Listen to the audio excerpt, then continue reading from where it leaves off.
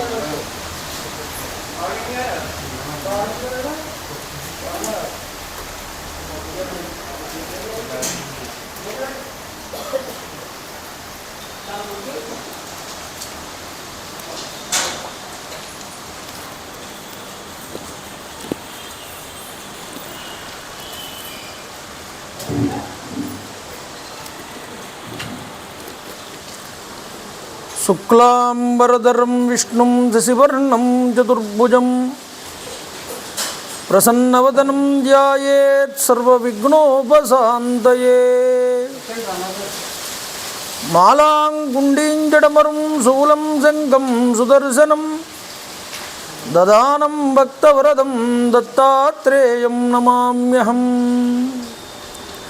కాషాయ వస్త్రం గరదండధారిణం కమండులం పద్మకరేణ శంఖం చక్రం గదాభూషితభూషణాఢ్యం శ్రీపాదరాజం శరణం ప్రపద్యే. అభ్రస్యామపింగజటాబద్ధకళాపప్రాంసుర్దండీ కృష్ణమృగత్వక్పరిధానః సర్వాన్ లోకాన్ భావయానః కవిముఖ్య పారాశర్యః పరమస్వరూపం వివృణోతు. ఛాయాయాం పారిజాతస్య హేమసింహాసనోపరి ఆసీనమంబుజశ్యామం ఆయతాక్షమలంకృతం చంద్రాననం చతుర్బాహుం శ్రీవత్సాంకితవక్షసం రుక్మిణీ సత్యభామాభ్యాం సహితం కృష్ణమాశ్రయే. సదాశివసమారంభాం శంకరాచార్యమధ్యమాం అస్మదాచార్యపర్యంతాం వందే గురుపరంపరాం. వైదేహీ సహితం సురద్రుమతలే హైమే మహామండపే మధ్యే పుష్పకమాసనే మణిమయే వీరాసనే సుస్థితం అగ్రే వాజయతి ప్రభంజనసుతే తత్వం మునిభ్యః పరం వ్యాఖ్యాంతం భరతాదిభిః పరివృతం రామం భజే శ్యామలం. రామం రామానుజం సీతం భరతం భరతానుజం సుగ్రీవం వాయుసూనూంచ ప్రణమామి పునః పునః. విమలపటి కమలపుటి పుస్తక రుద్రాక్షసస్తహస్తపుటి కామాక్షి పక్ష్మలాక్షి కలిత విపంచి విభాసి వైరించి మనోజవం మారుతతుల్యవేగం జితేంద్రియం బుద్ధిమతాం వరిష్టం వాతాత్మజం వానరయూధముఖ్యం శ్రీరామదూతం శిరసా నమామి. హరి ఓం. పరమేశ్వర స్వరూపమైన సభకు నమస్కారం. సభాయై నమః.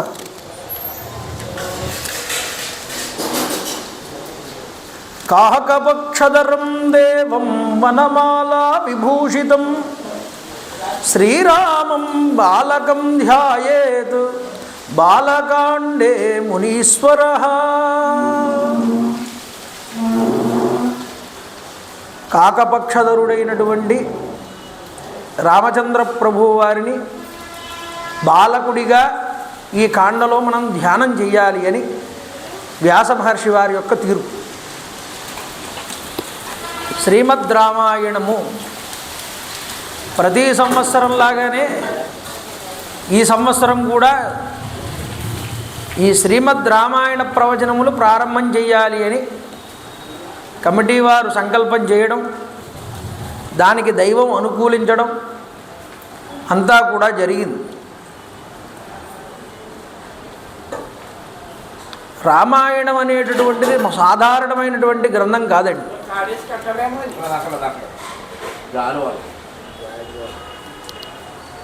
మానవ జన్మ ఎత్తినందుకు గాను జీవితంలో భగవంతుడు జీవుడు శరీరాన్ని విడిచిపెట్టిన తర్వాత కొన్ని అడుగుతాడు అని చెప్పింది గరుడ పురాణం. అందులో మొట్టమొదట అడిగేది ఏమిటి అంటే, నీ జీవితంలో ఒక్కసారైనా భగవత్ కథని శ్రవణం చేసావా లేదా అని. రామాయణాన్ని విననివాడనేటటువంటి వాడు ఉండడు లోకంలో. అలా వినలేదండి అంటే వాడికన్నా దురదృష్టవంతుడు మరొకడు లేడు.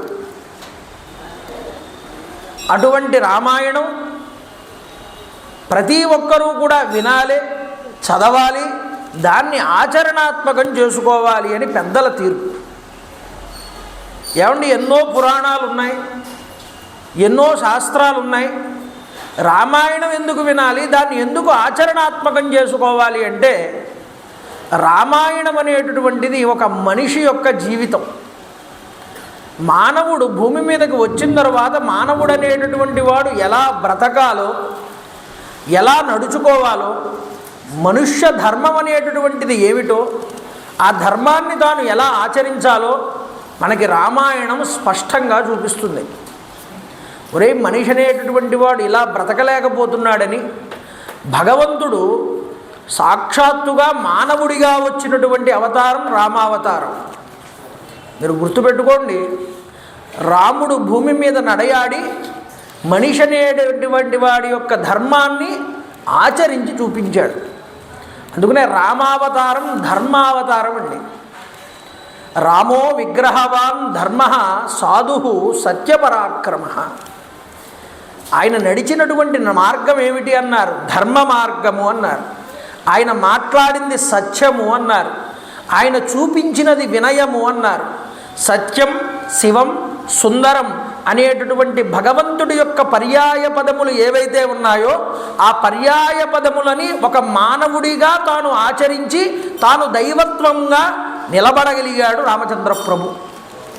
కాబట్టి ఏమిటి అంటే, రాముడు మానవుడిగా పుట్టి దైవత్వాన్ని ఏ విధంగా సంపాదించుకున్నాడో అలాగే ప్రతి మానవుడు కూడా తన యొక్క ఆచరణ ద్వారా, తన యొక్క ధర్మము ద్వారా తాను దైవత్వాన్ని పొందగలడు అని నిరూపించినటువంటిది రామాయణం అండి.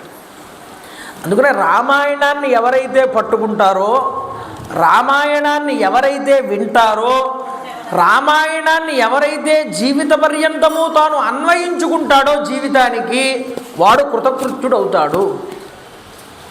ఎందుకు ఇన్నిసార్లు రామాయణం గురించి ఇంత గొప్పగా ఎందుకు చెప్పాలి అంటే, ఇది తప్ప మనిషిని బాగు చేసేటటువంటిది మరొక గ్రంథము లేదు. కాబట్టి మనిషి బాగుపడాలి అంటే రామాయణం విని తీరాలి. మనిషి బాగుపడాలి అంటే రామనామం చెప్పి తీరాలి. రామనామం చెప్పని బ్రతుకు, రామకథ వినని బ్రతుకు, రామనామం రాయనటువంటి బ్రతుకు కూడా ఎటువంటి బ్రతుకు అన్నారు? అది హీనమైనటువంటి జీవులు, జన్మలెత్తినటువంటి జీవుల కన్నా అధమాధమైనటువంటి జన్మ అన్నారు. కాబట్టి మీరు గుర్తుపెట్టుకోండి, అంటే రామ అనేటటువంటి నామమే చాలు జీవుడిని ఆ యొక్క భవబంధముల నుండి కడతేరుస్తుంది, ఆ ఒడ్డు దాటిస్తుంది రామ అనేటటువంటి నామమే. ఆ రామ అనేటటువంటి నామాన్నే పట్టుకున్నాడు స్వామి హనుమ. ఆ భవజలది అయినటువంటి సముద్రాన్ని దాటగలిగాడు, సీతమ్మ దర్శనం చేయగలిగాడు, రాముడి ఆలింగన సౌభాగ్యాన్ని పొందగలిగాడు. వానరులందరూ కూడా రామకథనే నమ్ముకున్నారు, రామకార్యమునందు కృతకృత్యులయ్యారు. కాబట్టి ఏదో ఒక మనుష్యుడే కాదు, తిర్యక్ జంతువులు కూడా రామానుగ్రహాన్ని పొందగలిగాయి. కాబట్టి మనిషిగా పుట్టి మనం ఎంతలా పొందాలి రామానుగ్రహాన్ని, ఇది ఆలోచించాలి. కాబట్టి గత 7 సంవత్సరాలుగా ఇక్కడ రామాయణం జరుగుతున్నది. ప్రతి సంవత్సరము కూడా ఆ భక్తుల యొక్క సంఖ్య కూడా పెరుగుతూ వస్తున్నది. ఇది చాలా ఆనందకరమైనటువంటి విషయం. కాబట్టి ఎన్ని పనులున్నా జీవితంలో ఒక చెప్పింది శాస్త్రం, నీకు జీవితంలో ఎంత పనైనా ఉండవచ్చుగాక, ఎంత నువ్వు జీవిత కార్యక్రమాల్లో ఎంత బిజీగానే ఉండవచ్చుగాక, కానీ ఎక్కడ రామనామం వినిపిస్తున్నదో, ఎక్కడ రామ కథ వినిపిస్తున్నదో అక్కడికి వెళ్ళి నీ పనులన్నీ కూడా ఆఫ్ చేసుకుని కొంత సమయాన్ని ఆ కార్యక్రమంలో వెచ్చించు. ఇది నీ జీవితానికి తరుణోపాయము అని చెప్పారు. కాబట్టి ఇలాంటి రామాయణం ఇక్కడ 40 రోజుల పాటు జరగడం చాలా గొప్పదైనటువంటి అనుగ్రహం. రామచంద్ర ప్రభు వారి యొక్క అనుగ్రహ ఆశీస్సుల వల్ల నేను ఇక్కడ కూర్చుని చెప్పగలుగుతున్నాను. అంతకు మించి మరొక గొప్పతనం ఏమీ కాదు. ఇది 7వ సంవత్సరం మనం చెప్పుకుంటున్నాం. సప్తాహ విధిగా పూర్తవుతున్నది రామాయణం. ప్రతి వారు కూడా వారి వారి తల్లిదండ్రుల్ని గుర్తు చేసుకుంటూ ఈ కార్యక్రమాలను మొదలు పెడుతున్నారు. ఏదో ఒక్క రోజైనా సరే ఈ రామాయణంలో మా తండ్రి గారి పేరు వినిపిస్తుందా, మా తల్లిగారి పేరు వినిపిస్తుందా, అలా వినిపించి ఇక్కడ మా తల్లిగారిని, మా తండ్రి గారిని, మా పూర్వీకుల్ని మేము తరింపజేసుకోగలమా అనేటటువంటి స్థాయికి ఈ రామాయణం వచ్చింది. అంటే ఇక్కడ ఉన్నటువంటి ఆశ్రితులు, ఆస్తికులు అందరూ కూడా ఎంతో గొప్పదైనటువంటి భక్తి ప్రవృత్తులు కలవారు అనడంలో ఎటువంటి సందేహము లేదు. అలాంటి రామాయణం ప్రారంభం చేస్తూ మొట్టమొదట ఆ యొక్క బండారు ధర్మరాజు గారి జ్ఞాపకార్థంగా వారి కుమారులు సతీష్ గారు, వారి కోడలు వెంకట గౌరీ గారు దంపతులు ఇద్దరూ కూడా వారి యొక్క పితృదేవతల్ని తలుచుకుంటూ ఈ రామాయణాన్ని ప్రారంభం చేయిస్తున్నారు. ఇక్కడ మొదట 25 రోజులు కూడా ఇక్కడ వీరి యొక్క కార్యక్రమం వాళ్ళ తండ్రి గారి పేరు మీదుగా జరగడం ఇక్కడ జరుగుతుంది. ఇంతటి మహోత్కృష్టమైనటువంటి రామాయణాన్ని మనం ప్రారంభం చేసుకుంటున్నాం. కాబట్టి మంత్రశాస్త్రమునందు ఒక మాట చెప్పారు. ఏమిటి అంటే, రామ కార్యక్రమం జరుగుతున్నప్పుడు హనుమ ప్రార్థనతో ప్రారంభం చేసి మళ్ళీ చిట్ట చివర హనుమత్ ప్రార్థనతో ముగించాలి అని. హనుమంతుడిని ప్రార్థన చేస్తేటండి మొట్టమొదట రామ ప్రార్థన చేసి చిట్ట చివర మళ్ళీ రామ ప్రార్థనతో ముగించాలి. కాబట్టి మనందరం రామాయణం చెప్పుకోబోతున్నాం. కాబట్టి రామకథ 40 రోజులు కూడా దిగ్విజయంగా జరుగుతుంది. ఇలా జరుగుతున్న తరుణంలో మొట్టమొదటి అందరికన్నా వచ్చి కూర్చునేవాడు ఎవరు అంటే, ఎవరు? మారుతతుల్య వేగం, ఆ యొక్క వాయుపుత్రుడైనటువంటి హనుమంతుడే. ఎత్ర ఎత్ర రఘునాథ కీర్తనం తత్ర తత్ర కృతమస్తకాంజలిం బాష్పవారి పరిపూర్ణలోచనం మారుతిం సమదరాక్షసాంతకం అని.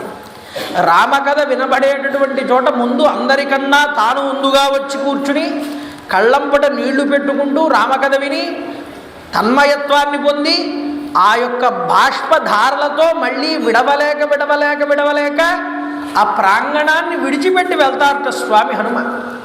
అంతటి హనుమ అనుగ్రహం మనందరికీ కూడా ఉండాలి. కాబట్టి అలాంటి హనుమని మనం ప్రార్థన చేసి, రామ ప్రార్థన చేసి ఈ రామాయణంలోకి మనం వెళ్దాం. శ్రీ హనుమాన్ జయ హనుమాన్ జయ జయ హనుమాన్, శ్రీ హనుమాన్ జయ హనుమాన్ జయ జయ హనుమాన్, శ్రీ హనుమాన్ జయ హనుమాన్ జయ జయ హనుమాన్,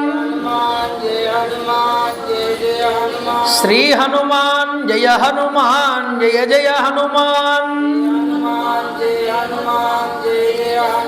శ్రీ హనుమాన్ జయ హనుమాన్ జయ జయ హనుమాన్ శ్రీ హనుమాన్ జయ హనుమాన్ జయ జయ హనుమాన్ శ్రీ హనుమాన్ జయ హనుమాన్ జయ జయ హనుమాన్ శ్రీరామ జయ రామ జయ జయ రామ శ్రీరామ జయ రామ జయ జయ రామ శ్రీరామ జయ రామ జయ జయ రామ శ్రీరామ జయ రామ జయ జయ రామ శ్రీరామ జయ రామ జయ జయ రామ శ్రీరామ జయ రామ జయ జయ రామ రామ్ రామాయ నమః రామ్ రామాయ నమః రామ్ రామాయ నమః రామ్ రామాయ నమః జై శ్రీరామ్ జై శ్రీరామ్ జై శ్రీరామ్. రామాయణం ఎంతో మహోత్కృష్టమైనటువంటి గ్రంథం. ఎందుకు అంటే ఏదో ఒక సాధారణమైనటువంటి ఒక రాజు చక్రవర్తి యొక్క కథ కాదు రామాయణం అంటే. రామాయణం అనేటటువంటిది ఒక మహిమాన్వితమైన అలౌకికమైనటువంటి కథ అని చెప్పారు శాస్త్రంలో. అలాంటి అలౌకికమైన కథ కనుక కాకపోతే రామాయణం పురాణాలు మీరు తీసుకోండి, అగ్ని పురాణం చూడండి, గరుడ పురాణం చూడండి, లేకపోతే స్కాంద పురాణం చూడండి, మత్స్య పురాణం చూడండి, కూర్మ పురాణం చూడండి, 18 పురాణాల్లో కూడా రామకథ చెప్పబడింది. మహాభారతంలో రామకథ ఉన్నది. వ్యాసుడంతటి వాడు ప్రతి పురాణంలోనూ ప్రతి ఇతిహాసంలోనూ కావ్యంలోనూ రామకథ గురించి ఉటంకించారు.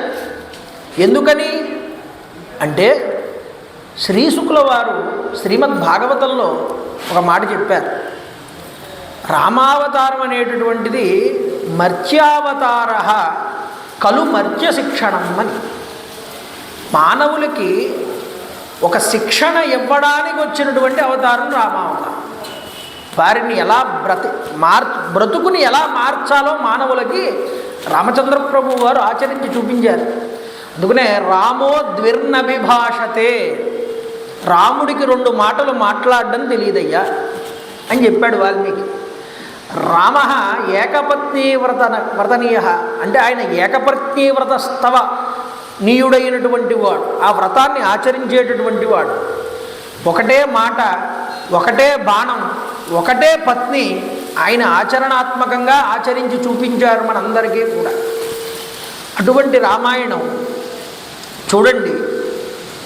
శ్రీరామ అనేటటువంటి నామం ఉన్నదే శ్రీ శబ్దంతో ప్రారంభం చేశారు.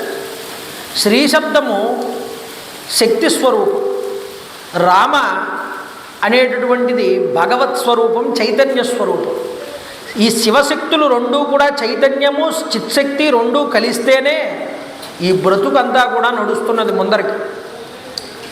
కాబట్టే శక్తితో కూడినటువంటి రాముడికి శ్రీ చేర్చాలి.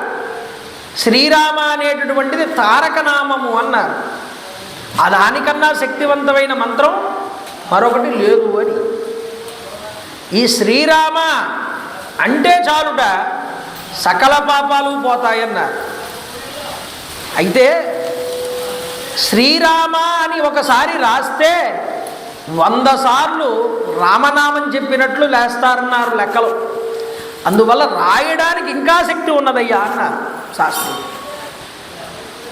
ఈ రామాయణం అనేటటువంటి గ్రంథం అసలు 24,000 శ్లోకాలతో వాల్మీకి మహర్షి వారు మనకు అందించి ఉన్నారు అని చెప్తారు. అసలు రామాయణాన్ని రచించినది వాల్మీకి ఎన్ని కోట్లు అన్నారు? 100 కోట్ల శ్లోకాలతో రచించాడయ్యా అన్నారు. ఈ 100 కోట్ల శ్లోకాల రామాయణం ఎక్కడ ఉన్నది? అంటే బ్రహ్మలోకంలో ఉన్నది. మరి ఇప్పుడు మనకి 24,000 వచ్చాయి రామాయణం. ఈ 24,000 శ్లోకాల రామాయణం మాత్రమే మనకి దక్కింది. మిగతా శ్లోకాల రామాయణాలు ఎక్కడున్నాయండి అంటే మిగతా లోకాల వాళ్ళకి కూడా పంచిపెట్టారు ఈ రామాయణం శ్లోకాలు. అన్ని లోకాల వారు మాకింత కావాలి మాకింత కావాలి మాకింత కావాలని ఈ శ్లోకాలన్నీ పంచుకుంటే ఎవరు ఈ పంచినవాడన్నారు? దేవతలు 3 లోకాల కింద విడదీశారు. ఊర్ధ్వలోకం, భూలోకం, అధోలోకం. ఈ ముల్లోకాల వారికి కూడా పంచిపెట్టారు. పట్టుకున్నాను పెట్టు, సరిగ్గా చూసుకో, కింద నొక్కి పెట్టు.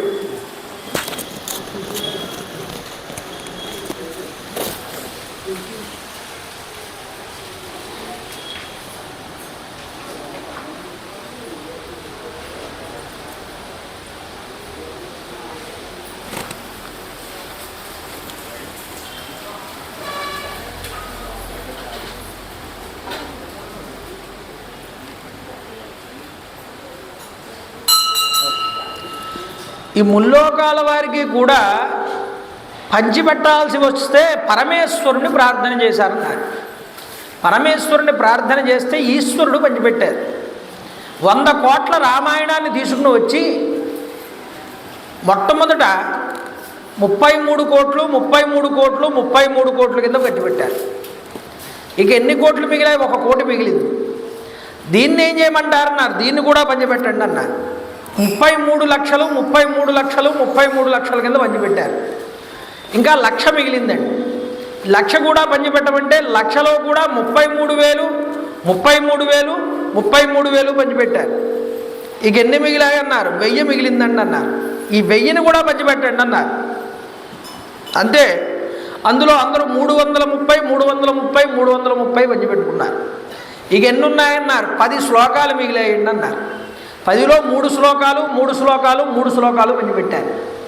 ఇక ఎన్ని శ్లోకాలు మిగిలాయి అన్నారు? 1 శ్లోకం మిగిలిందండి. ఆ 1 శ్లోకం ఎలా పంచిపెడతామయ్యా అంటే పర్వాలేదండి, శ్లోకానికి 4 పాదాలు ఉంటాయి కదా, ఆ 4 పాదాలు కూడా పంచిపెట్టండి అన్నారు. అందులో ఒక్కో పాదం 3 పాదాలు పంచిపెట్టుకోగా ఇక మరొక పాదం మిగిలింది. ఆ 1 పాదానికి ఎన్ని అక్షరాలు ఉంటాయండి అన్నారు? 8 అక్షరాలు ఉంటాయ్యా అన్నారు. ఈ 8 అక్షరాలు కూడా పంచిపెట్టండి అన్నారు. 2 2 2 పంచిపెట్టారు. ఇంకెన్ని అక్షరాలు మిగిలాయి అన్నారు? 2 అక్షరాలు మిగిలాయి అన్నారు. ఆ 2 అక్షరాలు ఏం చేస్తారయ్యా అంటే అప్పుడు పరమశివుడు అన్నట్ట, ఒరే ఇన్ని మీరు తీసుకున్నారు కదా, నాకు ఇవన్నీ అక్కర్లేదు, ఆ 2 అక్షరాలు నాకు ఇవ్వండి అన్నారు. అయితే శ్రీమద్ రామాయణం 100 కోట్ల శ్లోకాలతో ఉన్నటువంటి రామాయణం మొట్టమొదట ప్రారంభమైనటువంటి అక్షరం శ్రీ, చిట్ట చివర ముగిసినటువంటిది రామ. కాబట్టి ఆ మొట్టమొదటి శ్రీ తీసుకున్నారు, ఈ చిట్ట చివర రామ తీసుకున్నారు. శ్రీరామ, ఈ రామన్ నాకు చాలన్నారు పరమేశ్వరుడు. కాబట్టి ఈ ఒక్క శ్రీరామ అనేటటువంటి నామాన్ని కనుక మీరు రాస్తే, మీరు చదివి అంటే నోటితో 100 కోట్ల రామాయణాన్ని మీరు చదివినంత ఫలితాన్ని నేను ఇస్తానన్నాడు పరమేశ్వరుడు. కాబట్టి శ్రీరామ అనేటటువంటి ఆ నామానికి ఉన్నటువంటి శక్తి అంత గొప్పది. మీరు గుర్తుపెట్టుకోండి, సాధారణమైన మంత్రం కాదు శ్రీరామ మంత్రం అంటే. భవిష్యోత్తర పురాణంలో, బ్రహ్మాండ పురాణంలో రామనామ వైభవం గురించి చెప్తారండి. రాశబ్ద ఉచ్చారణాత్ అదర్శనాత్ యాంతి, రాశబ్ద ఉచ్చారణానంతరం మా శబ్ద ఉచ్చారణే జాతే భస్మసాన్ భవంతి అన్నారు. రా అని పలకగానే మన లోపల ఉన్న పాపాలన్నీ కూడా బయటికి పోతాయి, ఇక మళ్ళీ తిరిగి రావు. ఒకవేళ వద్దాము అనుకున్నా తర్వాత వెంటనే మనం ఏమంటాం? మా అంటాం. మా అనగానే 2 పెదాలు మూసుకుని లోపలికి పాపాలని పంపించకుండా ఆప్ చేస్తాయన్నారు. అందువల్ల రాశబ్ద ఉచ్చారణాత్ అదర్శనాత్ పునరాయాంతి, మా శబ్ద ఉచ్చారణే జాతే భస్మసాన్ భవంతి. ఆ భస్మం అయిపోతాయిట మనలో ఉన్నటువంటి పాపములన్నీ కూడా. అందువల్ల ప్రతి ఒక్కరూ కూడా రామనామం చెప్పాలి, ప్రతి ఒక్కరూ రామనామం చెయ్యాలి. ఇది జీవిత పర్యంతము కూడా మనం అలవాటు చేసుకోవాలి. అందులో కూడా మీకు బాగా అదృష్టం ఏమిటి అంటే రామ కథ వింటూ రామనామం రాయడం ఉన్నది, ఇది ఇంకా చాలా గొప్ప విశేషం అన్న. రామ కథ వింటున్నప్పుడు రాముడి మీదే మన దృష్టి ఉంటుంది. ఆ రాముణ్ణి మనం మనసులో నిలుపుకుని శ్రీరామ రాస్తాం. దీన్ని అనుభవించి దాన్ని రాసి దాని ఫలితాలు పొందిన వారు కూడా చాలామంది ఉన్నారు. ఈ సభలో కూడా చాలామంది ఉన్నారని నేను తెలియజేసుకుంటున్నాను సభాముఖంగా. కాబట్టి గుర్తు చేసుకోండి, ఇది ఆచరణాత్మకంగా చేసుకున్న వాళ్ళకి ఇది అక్షయమైనటువంటి ఫలితాన్ని ఇస్తుంది. ఇందులో ఎటువంటి సందేహము కూడా లేదని చెప్పారు శాస్త్రంలో. ఎందుకు అంటే వేదవేద్యే పరే పుంసి జాతే దశరథాత్మజే వేద ప్రాచేతసాదాసీత్ సాక్షాత్ రామాయణాత్మన. వేదపురుషుడు పరమేశ్వరుడు వేదాల్ని ఇచ్చి ఉన్నాడు. అపౌరుషేయములైనటువంటి వేదాలు ఇస్తే ఆ వేదములను ఎలా అర్థం చేసుకోవాలో, ఆ వేదాలని ఎలా ఆచరించాలో మనెవ్వరికీ కూడా సరిగ్గా తెలియదు. అయితే పరమేశ్వరుడు ఆలోచన చేశాట, ఇంత వేదరాశిని అర్థం చేసుకోగలిగేటటువంటి సామర్థ్యం వీరికి లేదు, వీళ్ళకి వేదంలో ఏ విధంగా చెప్పారో నడుచుకోమని అలా నేను నడిచి చూపిస్తే వీళ్ళకి ఎలా నడుచుకోవాలో అర్థమవుతుంది అనుకున్నారట. పరమాత్మ ఎంత దయాళువో చూడండి, మనుష్యుల్ని ఎంత అనుగ్రహిస్తారో చూడండి. అప్పుడు వేదం అపౌరుషేయం కనుక ఈ వేదాన్ని బాగా అర్థమయ్యే విధంగా ఒక కావ్య రూపంలోకి రాయగలిగే వాళ్ళు ఎవరున్నారు అని చూశారు. వేదాన్ని ఇచ్చినవాడు ఎవరండి? బ్రహ్మగారు. ఆ బ్రహ్మగారే వాల్మీకిగా భూమి మీద అవతరించారు అని చెప్పారు శాస్త్రంలో. అంటే వాల్మీకి అభవత్ బ్రహ్మ వాగభూతస్య రూపిణి అన్నారు శాస్త్రంలో. స్కాంద పురాణంలో మాట ఇది. అంటే సాక్షాత్తు బ్రహ్మగారే, సాక్షాత్తుగా బ్రహ్మగారంతటి ఆయన వాల్మీకిగా భూమి మీదకి వస్తే వేదములనేటటువంటి అపౌరుషయములైనటువంటి వేదములు రామాయణం అనేటటువంటి పేరుతో అవతరించాయి భూమి మీద. ఈ అవతరించిన రామాయణంలో పరమాత్మ అపౌరుషేయమైనటువంటి వేదాన్ని అందించిన పరమాత్మే తాను వేదాన్ని ఎలా ఆచరించాలో వేదం చెప్పిన మాటల్ని తాను ఆచరించి చూపించాడయ్యా లోకాలకి. అందుకనే వేదవేద్యుడైనటువంటి రామచంద్ర ప్రభు అంటే వేదముల చేత తెలియబడేటటువంటి వాడు ఆయన. ఆ రామచంద్ర ప్రభు వారి యొక్క గుణ గణ కీర్తన వైభవాలన్నింటినీ కూడా తెలియజేస్తూ రాముడు నడిచిన మార్గాన్ని మనందరికీ కూడా తీసుకొచ్చి దగ్గర చేసింది వాల్మీకి మహర్షి. అందుకని ఇది రామస్య అయనం రామాయణం, రాముడు నడిచిన మార్గం అయ్యా. ఇది ఏం కావాలి? మనందరికీ బాట కావాలి. ఇది చెప్పడానికి రామాయణం వచ్చింది. చూడండి, ముఖ్యంగా రామాయణం వినేటప్పుడు ఒళ్ళు దగ్గర పెట్టుకుని వినాలి. శాస్త్రంలో ఏం చెప్పారంటే రామాయణంలో చెప్పబడినటువంటి ప్రతి శ్లోకానికి ఒక విశేషమైనటువంటి శక్తి ఉన్నది. ఏమంటే మీరు రామాయణం చదివితే మీకు బ్రహ్మోపదేశం జరిగినట్లే అన్నారు శాస్త్రంలో. ఇది చాలా గూఢమైనటువంటి మాట. మీకు ఇది ఇవాళ తేటతెల్లం చేస్తున్నాను నేను. ఎందుకంటే గాయత్రి శక్తి అంతా కూడా రామాయణమునందు నిక్షేపించాడు వాల్మీకి మహర్షి. రామాయణాన్ని ఆకర్ణాంతము కూడా మొదటి నుంచి చివరి దాకా నేను చదివానండి అని మీరంటే, నేను విన్నానండి అని మీరంటే మీకు బ్రహ్మోపదేశం జరిగినట్లే.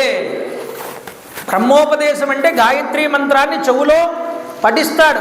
అది ఒక బ్రాహ్మణుడికే ఉందనుకుంటారు చాలామంది. బ్రాహ్మణుడికే లేదయ్యా, రామాయణం చదువు నీకు బ్రహ్మజ్ఞానం వస్తుంది, ఆ బ్రహ్మోపదేశం నీకు కలుగుతుంది. అది చదవడం వల్ల, అది వినడం వల్ల అంతటి శక్తి దాని యందు దాక్కుని ఉన్నది. దీన్ని గ్రహించాలి అందరూ కూడా. రామాయణానికి ఆ శక్తి ఉంది. అందుకనే ఎవరి ఇంటి యందు రామాయణం జరుగుతూ ఉంటుందో, ఎవరి ఇంటిలో రామాయణం వినిపిస్తూ ఉంటుందో, ఎవరి ఇంటి యందు రామనామం చెప్పబడుతూ ఉంటుందో వారికి ఏం కలుగుతుందయ్యా అంటే ఐశ్వర్యం, రామపూజన, ఐశ్వర్యం కలుగుతుంది. అపమృత్యు నివారేణ, అపమృత్యు దోషాలు పోతాయి. అంతేకాదు వారి ఇల్లు సుఖశాంతులతో వర్ధిల్లుతుంది అని చూపించారు. అందుకనే ఇక్కడ ఒక మాట చెప్తున్నారు, రామాయణ మహాకావ్యం సర్వ వేదేషు సమ్మత సర్వపాప ప్రశమనం దుష్టగ్రహ నివారణం. ఒక్క రామాయణాన్ని శ్రద్ధగా కనుక నువ్వు ఆలకిస్తే, ఆ కావ్యాన్ని కనుక నువ్వు వింటే అది సకల వేదముల చేత సమ్మతించబడినటువంటి గ్రంథము కాబట్టి నువ్వు వేదాన్ని పఠించావు, నువ్వు వేదాన్ని అర్థం చేసుకున్నావు అని చెప్తారట మనకి. అంతేకాదు ఇది ఏం చేస్తుందయ్యా, సర్వపాప ప్రశమనం, సకల పాపాలని కూడా ఇది పోగొడుతుంది. అంతేకాదు దుష్టగ్రహ నివారణం, గ్రహ దోషాలని ఇది పోగొడుతుందన్నారు. చూసారా? అందువల్ల ఏమిటన్నారు, జగత్తుకంతటికి ఒక్క రామచంద్ర ప్రభు వారే గతి. ఎందుకంటే అశ్చ ఆశ్చ రాశ్చ రాహ, రామ అనే పదంలో రా అనేటటువంటి మాట ఉన్నదే, ఈ రాకి అర్థం ఏమిటి అని చెప్పింది వేదం. రశ్చ అశ్చ ఆశ్చ రాహ, రకారము అకారము ఆకారము మూడు శబ్దముల చేత కూడుకున్నది రా శబ్దము అన్నారు. ఇందులో రశ్చ అంటే రుద్ర శబ్దం అన్నారు, అశ్చ అంటే విష్ణు శబ్దం అన్నారు, ఆశ్చ బ్రహ్మ శబ్దము అన్నారు. మీరు గట్టిగా పట్టుకోండి, ఒక్క రా అని ఉచ్చరించగానే బ్రహ్మ విష్ణు మహేశ్వరులు మీరు ప్రార్థన చేసినట్లు లెక్క. అంటే ఇక్కడ ఏం చెప్తున్నారంటే, శ్రీరామ శరణం సమస్త జగతాం రామం వినాకాగతి, ఈ సమస్త జగత్తుకి కూడా రాముడు తప్ప మరొక గతి లేదు. ఇది పట్టుకోవాలి మీరు చాలా గట్టిగా. అందుకనే ఈ యొక్క బ్రహ్మ విష్ణు శివాత్మకమైనటువంటి స్వరూపంగానే, అంటే బ్రహ్మచేత విష్ణువు చేత రుద్రుడి చేత ముగ్గురి చేత నమస్కరించదగినటువంటి అవతారం రామావతారం. అంటే త్రిమూర్త్యాత్మకమైనటువంటి అవతారం రామావతారం. అంటే ఒక్క రాముడు సగుణ బ్రహ్మ, సాకార బ్రహ్మ, ఆయన సకల జీవుల్ని ఉద్ధరించడానికి బ్రహ్మ విష్ణు మహేశ్వరుల యొక్క తేజస్సుతో భూమి మీదకు వచ్చాడు. ఏదో ఒక్క సాంప్రదాయానికి చెందినవాడు కాదండి రాముడు. రాముడు నారాయణాంశ అంటారు చాలామంది. కొన్ని పురాణాల్లో అంటారు, పరమేశ్వరుడు దేవతలతో చెప్పాట, నేను రావణ సంహారం కోసం భూమి మీద రాముడిగా అవతరిస్తాను అని. ఇది ఎక్కడ ఆశ్చర్యకరమైన మాట అండి. వచ్చింది విష్ణువు అనుకుంటాం మనం, కానీ రుద్రుడు కూడా ఈ మాట అన్నాడే. అలాగే రామచంద్ర ప్రభువుని కిష్కింధాకాండ దగ్గరికి వచ్చేటప్పటికి వ్యాసుల వారు ఎలా దర్శనం చేశారు అంటే, రుద్రాక్షమాలికలతో భస్మ త్రిపుండ్రాలతో ఉన్నారు రామచంద్ర ప్రభు కిష్కింధకాండలో అన్నారు. సుగ్రీవాదియుతం శ్రీశం, అలాగే భస్మాంగావృతమీశ్వరం మహేశ్వర సమంధ్యాయేత్ అన్నారు. అంటే ఏమిటి అర్థం? రాముణ్ణి మహేశ్వరుడితో పోలుస్తున్నారు, రాముణ్ణి విష్ణువుతో పోలుస్తున్నారు, ఆఖరికి బ్రహ్మగారంతటి వారు వచ్చి నువ్వు రామకథ రాయివయ్యా వాల్మీకి అన్నాడు. అంటే వీళ్ళందరికీ ఏమిటంటే అవసరం అన్నారు. వీళ్ళందరికీ అవసరం కాదయ్యా, ఈ 3 రూపాలు కలిపితేనే రామ. ఒక సత్య వస్తువుని ప్రతిపాదన చేసినప్పుడు బ్రహ్మ విష్ణు మహేశ్వరులు ముగ్గురు కూడా కలిసి ఆ పనిని పూర్తి చేస్తారట. ఆ సత్య వస్తు రూపంలో వీళ్ళ ముగ్గురు కలిసిపోతారు. ఏది శాశ్వత వస్తువో అందులోకి ఈ 3 ఇమిడిపోతాయి. అందుకనే భేదం చెప్పకూడదయ్యా బ్రహ్మగారికి విష్ణువుకి రుద్రుడికి అని. ఎందుకంటే ఇది సత్యస్వరూపం. సత్వరజస్తమో గుణాలు 3 కలిసి సత్య వస్తువుని ప్రతిపాదన చేస్తున్నాయి ఇక్కడ. ఆ సత్య వస్తువు ఎవరయ్యా అన్నారు, ఆయనే రామచంద్ర ప్రభు. అందుకనే రామో ద్విర్న విభాషహే, రామో సత్యసంధ, సత్యాన్ని పట్టుకున్నవాడు రామచంద్ర ప్రభు. నువ్వు సత్యాన్ని పట్టుకో, నువ్వు పరమాత్మే అవుతావు. ఇదే అద్వైత స్థితి. రాముడు ఎలా బ్రతికాడో నువ్వు అలా బ్రతకడానికి ప్రయత్నం చేయవయ్యా, ఆ స్థితి నీకు వస్తుంది అన్నారు శాస్త్రంలో. కాబట్టి అద్వైత స్థితి అంటే ఏమిటండి, నీ ధర్మం ఏమిటో ఆ ధర్మాన్ని విడిచిపెట్టకూడదు. మొట్టమొదట అది మనం నేర్చుకోవాల్సింది. రాముడు విడిచిపెట్టలేదు ధర్మాన్ని ఎక్కడా కూడా. సొంత భార్యనైనా విడిచిపెట్టుకున్నాడు కానీ ధర్మాన్ని విడిచిపెట్టలేదు. రాజ్యాన్నైనా విడిచిపెట్టుకున్నాడు కానీ ధర్మాన్ని విడిచిపెట్టలేదు. కాబట్టి ఇచ్చిన మాట కోసం రాజ్య త్యాగాన్ని కూడా చేశాడు, మాటకి నిలబడ్డాడు. ఇది రామావతారం మనకి నేర్పిస్తున్నది.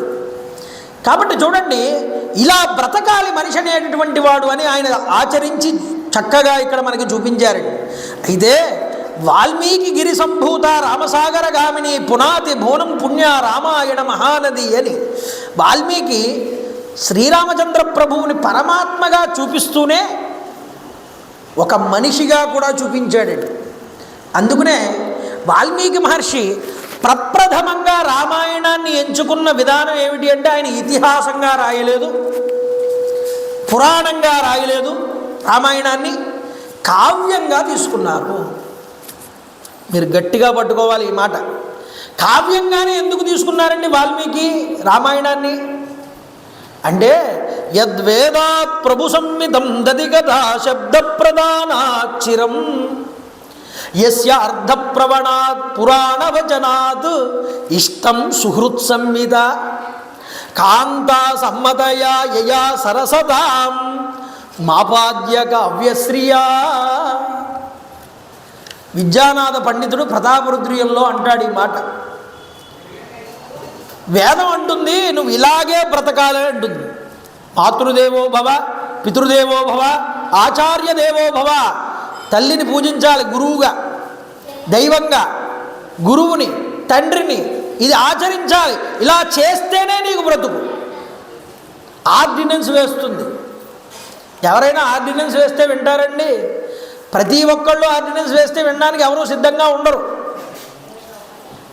ఇలా చెప్తే వినడానికి చాలామంది సిద్ధంగా లేరని పురాణాలు వచ్చాయి. ఏం చేశాయి పురాణాలు అన్నారు? సుహృత్ సంహిత అంటే ఒక మిత్రుడు చక్కగా చెప్తే ఒక స్నేహితుడికి ఆ మిత్రుడు చెప్పిన మాటని కొంతమంది వింటారు స్నేహితులు. ఎవరో వీడు చెప్పింది మన మంచికే కదా, మన బాగు కోసమే కదా, సరే ఈసారికి చేద్దాంలే అని. ఇందులో కూడా మళ్ళీ 50-50 ఛాన్సులు ఉన్నాయి. ఒకడు వినొచ్చు, మరొకడు వినకపోవచ్చు. కానీ కావ్యం అలా కాదుటండి. కావ్యం కాంతా సమ్మతయాయయా సరసత అన్నాడు. భార్య ఎలా చెప్తుందో భర్తకి అలా చెప్తుంది కావ్యం అని. ప్రియురాలు ప్రియుడికి చెప్పినట్టు చెప్తుంది అన్నారు. అంటే ప్రియురాలు చెప్పిన మాట ప్రియుడు ఎప్పుడైనా కాదంటాడా? కాదనడు. కాబట్టి అంత స్థాయికి కిందకి దిగి వాల్మీకి మహర్షి పరమాత్మతత్వాన్ని మనకి బోధిస్తున్నారు ఇక్కడ. అందుకోసం కావ్యాన్ని తీసుకున్నారు వాల్మీకి మహర్షి. కావ్యానికి ఉండేటటువంటి లక్షణం 3 రకాలుగా ఉంటుందండి. వాచ్యార్థము, లక్ష్యార్థము, వ్యంగ్యార్థము అని. అంటే పైకి కనిపించేటటువంటి సన్నివేశం ఒకటి, కానీ దాని వ్యంగ్యంలో ఆలోచన చేస్తే దాని యొక్క ఆలోచన మరొకటి. ఒకళ్ళు నది ఒడ్డున స్నానం చేస్తున్నారు. స్నానం చేస్తున్నప్పుడు మరొకళ్ళు ఎవరో అక్కడికి స్నానం చేయడానికి వచ్చారు. ఆ వచ్చినటువంటి వాళ్ళు వచ్చి స్నానం చేయడం వీళ్ళ పక్కన వీళ్ళకి ఇష్టం లేదు.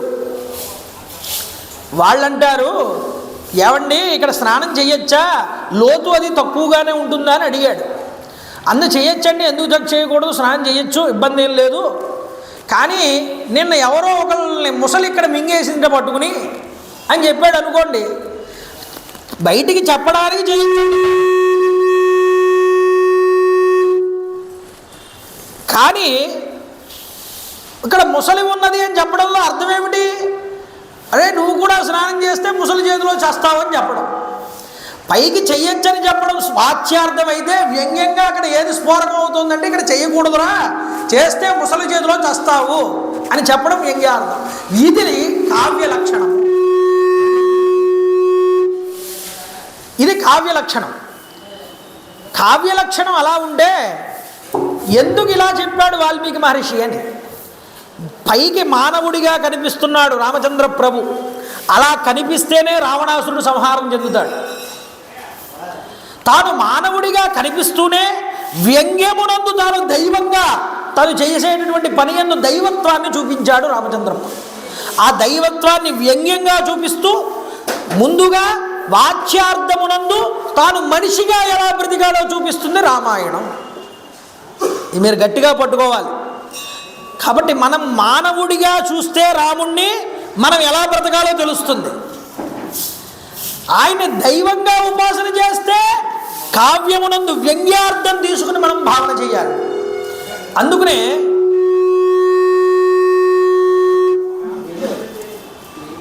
ఇక్కడ చెప్పారు, చిన్మయోస్మిన్ మహావిష్ణో దశరథే హరౌ రఘోః కులే అఖిలం రాతి రాజతే యో మహీస్థితః స రామ ఇతి లోకేషు విద్వద్భిః ప్రకటీకృతః.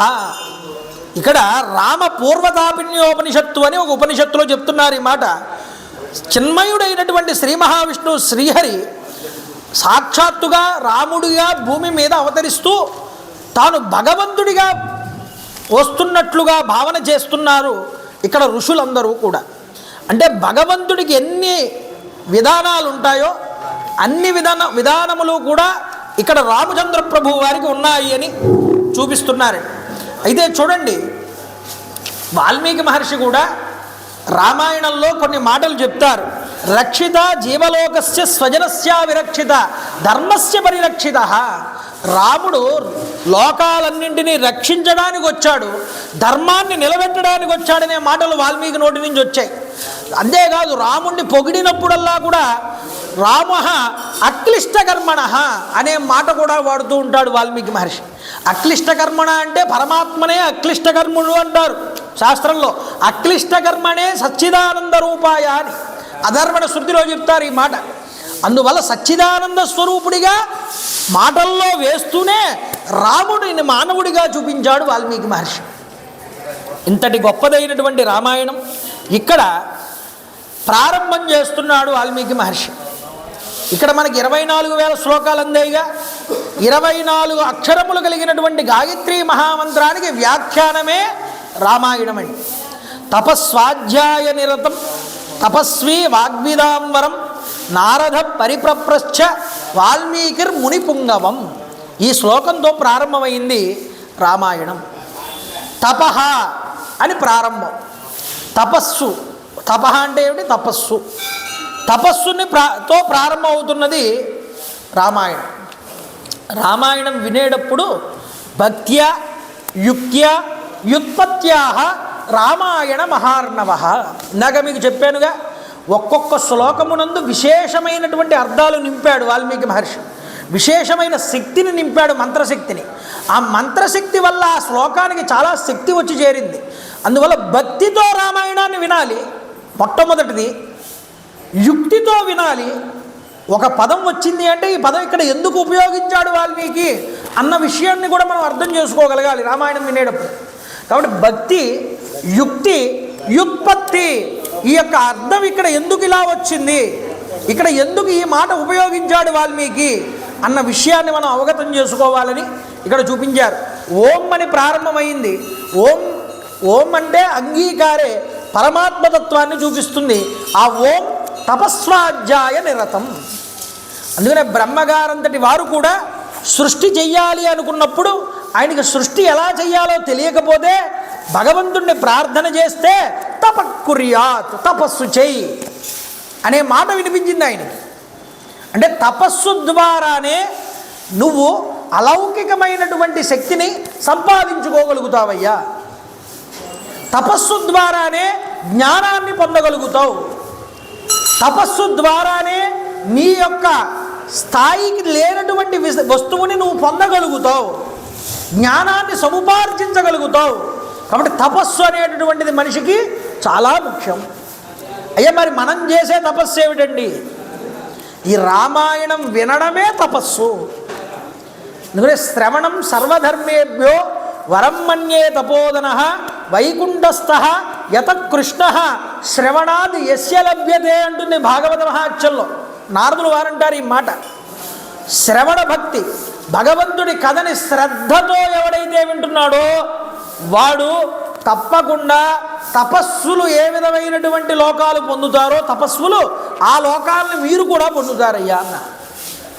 ఎందుకు పొందుతారు? మీరు చేసింది తపస్సే అని. కాబట్టి దృష్టి ఇక్కడ ఉండాలి. భగవంతుడి పాదాలను రమిస్తూ కూడా ఆ కథ వినడం రావాలి. వాడు తప్పకుండా కృతకృత్యుడు అవుతాడయ్యా అని చెప్పారు.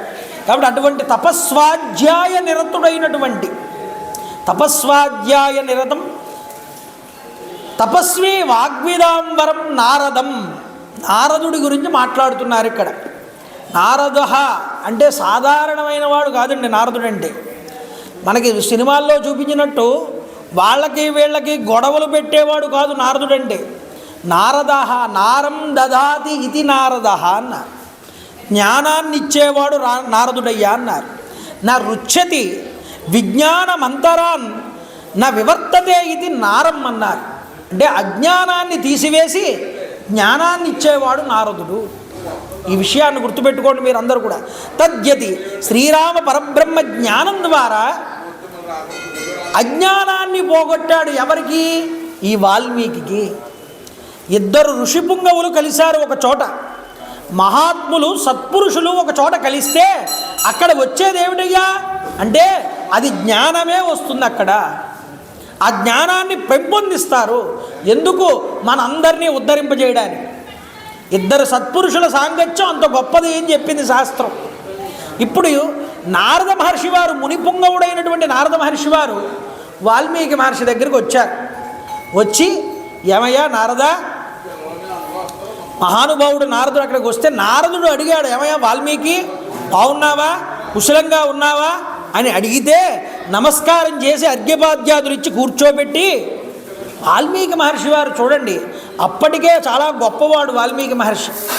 ఎందుకంటే సుమతి అనేటటువంటి ఆయనకి పుట్టి బ్రాహ్మణ జన్మెత్తి తర్వాత చెడు సావాసాలు చేసి ఎన్నో పాపపు పనులు చేసిన తర్వాత సప్తఋషుల యొక్క అనుగ్రహం వల్ల రామమంత్రోపదేశం శివ పంచాక్షరీ మంత్రాన్ని పొంది ఆ శివపంచాక్షరీ మంత్రం ద్వారా గొప్పదైన తపస్సు చేసి 13 సంవత్సరాలు తపస్సు చేస్తే ఒళ్ళంతా కూడా పుట్టలు పట్టేస్తే ఆ పుట్టలో నుంచి మళ్ళీ జ్ఞాన పురుషుడిగా ఉద్భవించాడు. కాబట్టి అత్రి మహర్షి వారు ఆయన్ని ఓ వాల్మీకి అని పిలిచారు.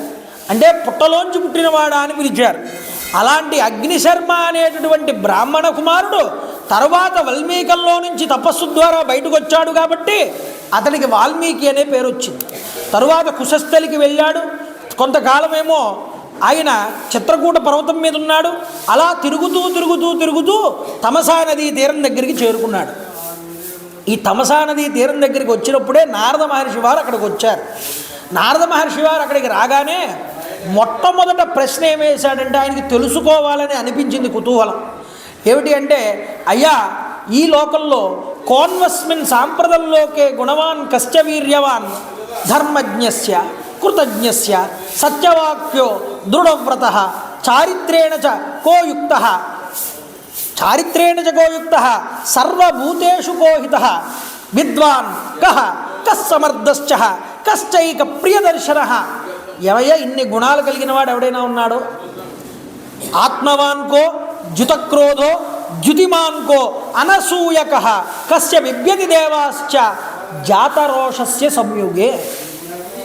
లోకంలో సదాచార సంపన్నుడు, శరణాగత వత్సలుడు, విపత్కర పరిస్థితుల్లో కూడా తొణకనటువంటి వాడు, సామాన్య విశేష ధర్మాలు రెండింటినీ కూడా ఎరిగినటువంటి వాడు, శరణాగత వత్సలుడు, అలాగే నిశ్చలమైన సంకల్పం కలిగినటువంటి వాడు, సకల ప్రాణులకి కూడా హితాన్ని చేసేటటువంటి వాడు, సకల శాస్త్ర కుశలుడు, సర్వకార్య దురంధరుడు, తనకు దర్శనం చేతనే అందరికీ కూడా సంతోషాన్ని చేకూర్చేటటువంటి వాడు.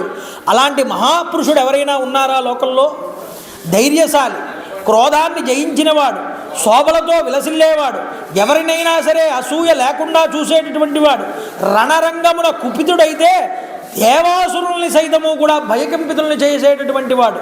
అటువంటి వాడు ఎవరైనా ఉన్నారా ఈ లోకంలో అని ప్రశ్న వేస్తే అప్పుడు నారద మహర్షి వారు అన్నారు, అలాంటి వాడు ఉండడం చాలా అరుదయ్యా, అలాంటి వాడు ఉండడు ఈ లోకంలో. కానీ నువ్వు ఇప్పుడు అంటున్నావు, ఏమని అడిగావు? ఈ లోకంలో ఇప్పుడు ఈ యొక్క సమయమునందు అలాంటి పురుషుడున్నాడా అని అడుగుతున్నావు. కాబట్టి నాకు బుద్ధికి తోచిన విధంగా నేను నాకు తెలిసిన వాళ్ళ గురించి చెప్తాను వినమన్నాడు. బహవో దుర్లభాశ్చైవ ఏత్వయా కీర్తితా గుణాః మునే వక్ష్యామ్యహం బుద్ధ్వా తైర్యుక్తః శ్రూయతాం నరః. ఇలాంటి వాళ్ళు ఉండడం దుర్లభం, అయినను స్మృతికి తెచ్చుకుని ఇలాంటి గుణాలు ఉన్న వాళ్ళ గురించి నేను చెప్తాను వినమన్నారు. ఎవరాయన? ఒకళ్ళు ఉన్నారండి. అసలు నిజానికి ఇన్ని గుణాలు ఉన్నవాడు భూమిలోకంలో ఉండడం అరుదు.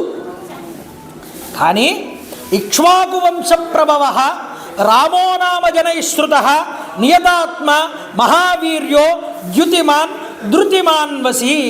ఇక్ష్వాకు వంశంలో మిక్కిలి వాసిగాంచినటువంటి లోకోత్తర పురుషుడైనటువంటి శ్రీరాముడు అవతరించి ఉన్నాడయ్యా భూలోకంలో. ఆయన యందు నువ్వు చెప్పినటువంటి గుణములన్నీ కూడా ఉన్నాయి అని చెప్పాడు. చూడండి ఎంత గొప్పదైనటువంటి విశేషమో. నారదుల వారు ఈయన 16 గుణాలు అడిగితే ఈ 16 గుణాల కన్నా ఇంకా ఎన్నో గుణాలు చెప్పాడు. ఇది ఆశ్చర్యం. అంటే రాముడు అన్ని గుణాలు కలిగినటువంటి వాడు. ఏమంటే ఎప్పుడూ రామకథైనా వేరే కథ చెప్పుకోక్కర్లేదా అంటే అసలు ఇన్ని గుణాలు కలిగిన వాడి గురించి చెప్పుకోవడమే అదృష్టమయ్యా అన్నారు. ఎందుకంటే ఇంతమంది ఇన్ని గుణాలు కలిగిన వాడి గురించి చెప్పుకోకుండా వేరే ఒక కథ చెప్పుకుంటే అంతకన్నా దౌర్భాగ్యం మరొకటి లేదు. ముందు ఈయన గురించి చెప్పడం నేర్చుకో, ఈయన గురించి వినడం నేర్చుకో. రామతత్వం నీకు గట్టిగా అర్థమైతే మిగతా తత్వాలన్నీ నీకు అర్థమైనట్లే. కాబట్టి రామతత్వం గురించి, రామ విధానం గురించి, రామ కథ గురించి నీకు చెప్తున్నాను వినమన్నాడు. ఆ రాముడి యొక్క విశేషాలన్నింటినీ కూడా నారదుల వారు ఆ యొక్క వాల్మీకి చెప్పడం ప్రారంభం చేశాడు. ఇలా చెప్తూ సంక్షిప్త రామాయణంగా 100 శ్లోకములతో మొత్తం రామకథనంతటినీ కూడా చెప్పాడు. చెప్పి రాముడికి పట్టాభిషేకమైన కథంతా కూడా చెప్పిన తర్వాత జరిగేటటువంటి వృత్తాంతాన్నంతటినీ కూడా చెప్పడం ప్రారంభం చేశాడు. అంటే ఎప్పుడు జరిగింది రామాయణ రచనా ప్రారంభం అంటే వాల్మీకి మహర్షి వారు నారదుణ్ణి అడిగినప్పుడు ప్రశ్న, రాముడికి అప్పటికి పట్టాభిషేకం అయిపోయింది, రాజ్యాన్ని పరిపాలిస్తున్నాడు. అంటే అప్పటికి 10,000 సంవత్సరాలు రాముల వారు భూమి మీదకి వచ్చి 10,000 సంవత్సరాలు గడిచిపోయింది. ఇక చిట్ట సమయంలో ఉండగా అడిగాడు. అప్పుడు రామాయణం గురించి చెప్పాడు నారదుడు. ఆయన ఆ రామాయణాన్ని విని పరమానందభరితుడైపోయాడండి వాల్మీకి. అయితే సరే నేను వెళ్ళి వస్తానయ్యా అన్నాడు నారదుల వారు. వెళ్ళిపోయాడు. వెళ్ళిపోతే మనసంతా కూడా రామ కథతో నిండిపోయింది వాల్మీకి. తమసా నది తీరం దగ్గరికి మధ్యాహ్న సమయంలో ఆ మాధ్యాన్నిక సంధ్య తీర్చుకోవడానికి వెళ్తున్నాడు. పక్కన భరద్వాజుడు అనేటటువంటి శిష్యుడు అనుసరిస్తున్నాడు గురువుగారిని. ఆ తమసా నదీ జలాల దగ్గరికి వెళ్ళి ఆ తమసా నదీ జలాల్ని చూసి శిష్యుడితో అంటున్నాడు, నాయనా సత్పురుషుడి మనసు ఎంతటి నిర్మలంగా ఉంటుందో ఈ తమసా నదీ జలాలు అంత స్వచ్ఛంగా నిర్మలంగా ఉన్నాయి చూడరా నాయనా. అంతటి దృష్టి కలిగిన వాడండి వాల్మీకి. ఋషి మనస్సు ఎంత గొప్పగా ఉంటుందంటే అంత స్వచ్ఛంగా ఉంటుంది. ఏ ప్రకృతిలో ఏ గొప్ప వస్తువు కనిపించినా దాన్ని దైవస్వరూపంగా దర్శనం చేయగలుగుతాడు. ఆ యొక్క కలశాన్ని ఒడ్డు దగ్గర పెట్టమన్నాడు. ఆ నారవస్త్రాన్ని నా చేతికి ఇమ్మన్నాడు. ఆ నదిలోకి వెళ్ళి స్నానం చేశాడు. ఆ ప్రకృతి చాలా పరవశంగా ఉన్నది. ఒక్కసారి ఆ చెట్ల వెంక అలా తనివి తీరా చూశాట వాల్మీకి మహర్షి. ఒక చెట్టు మీద 2 పక్షులు ఉన్నాయి, క్రౌంచ పక్షులు, ఒక మగపక్షి ఒక ఆడపక్షి. వాటిని చూశాడు. చూడగానే అందులో హాయిగా 2 కూడా అంతటి ప్రకృతి వనమునందు 2 రమిస్తున్నాయి. ఈ రమిస్తున్న సన్నివేశాన్ని చూసి వాటి యొక్క శబ్దాలు వింటూ ఆనందచికితుడవుతున్నటువంటి వాల్మీకి మహర్షి ఒక కిరాతుడు విడిచిపెట్టబడినటువంటి బాణం వెళ్ళి ఈ క్రౌంచపక్షిలో మగపక్షికి వెళ్ళి గుచ్చుకుంది. ఆ పక్షి విలవిలలాడుతూ భూమి మీద పడింది, రక్తం ఒడుస్తూ కూడా. ఆ మగపక్షి చుట్టూ ఆడపక్షి తిరగడం ప్రారంభం చేసింది ఏడుస్తూ.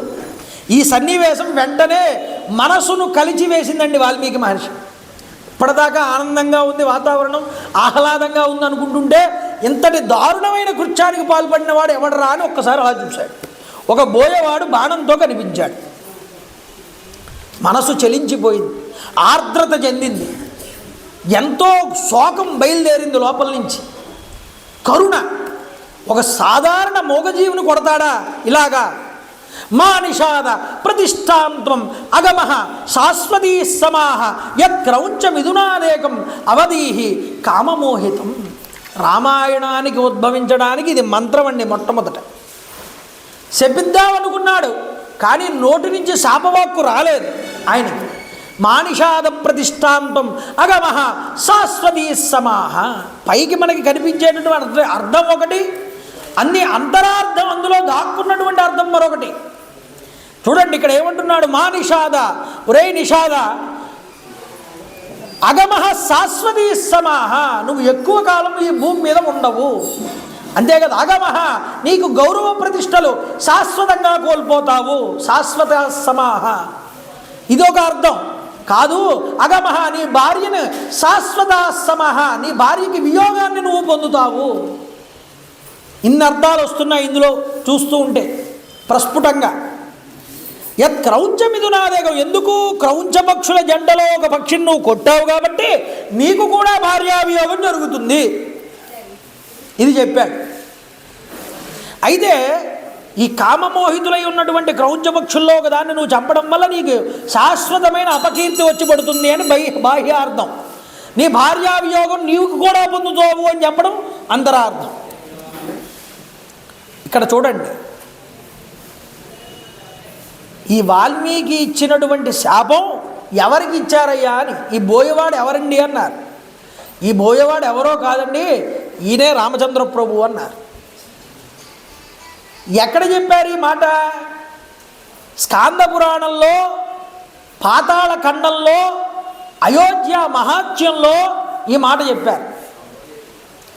ఈ మాట విడిచిపెట్టి వచ్చేస్తున్నాడు వాల్మీకి. చాలా లయబద్ధంగా ఉంది చెప్పినటువంటి శాపం, శ్లోక రూపంలో ఉంది, 4 పాదాలతో ఉంది. వీణ, తంత్రి మొదలైనటువంటి వాయిద్యముల చేత వాయించడానికి వీలుగా ఉంది శృతిబద్ధంగా. నేను శపించాను కదా వీళ్ళని, అయినా నా నోటి నుంచి ఒక శ్లోకం ఎలా వచ్చింది అని ఆశ్చర్యపోతున్నాడు వాల్మీకి మహర్షి.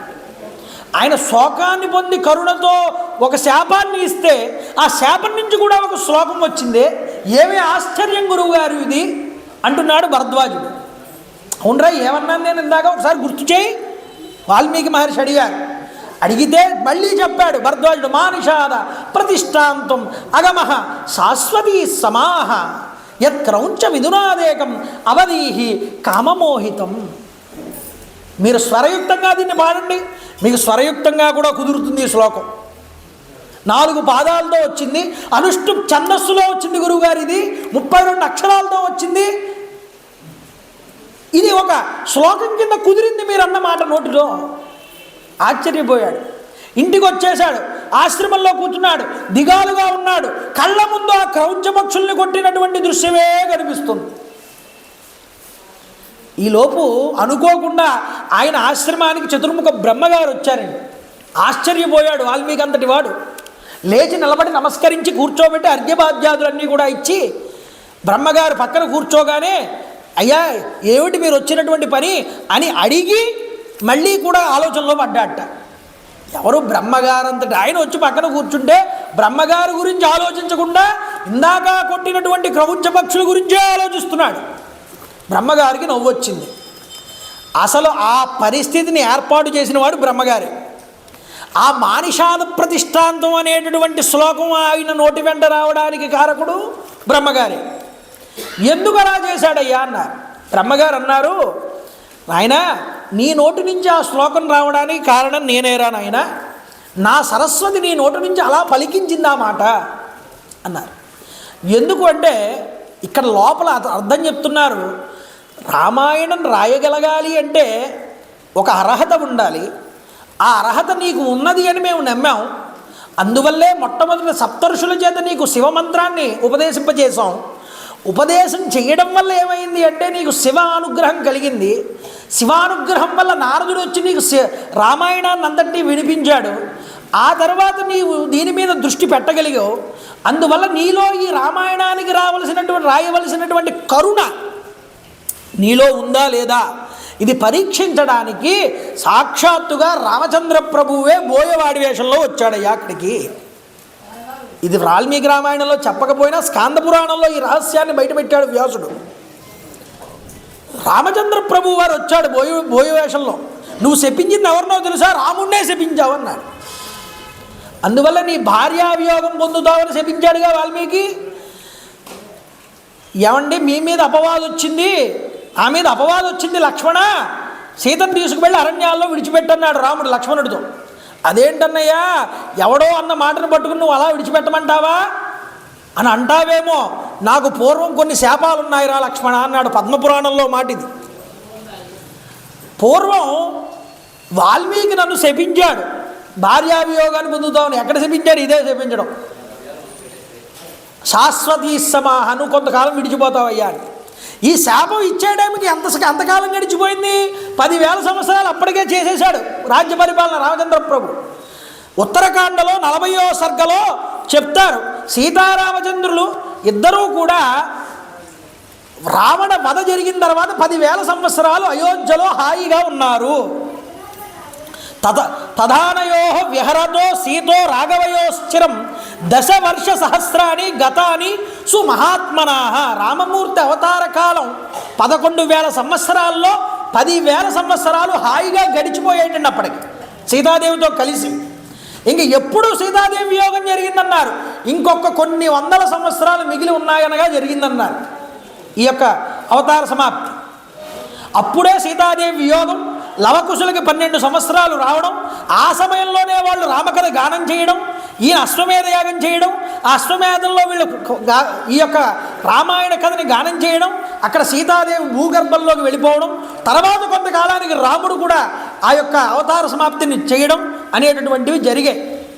కాబట్టి రామాయణం రాసింది రామావతారం చివరిలోనండి.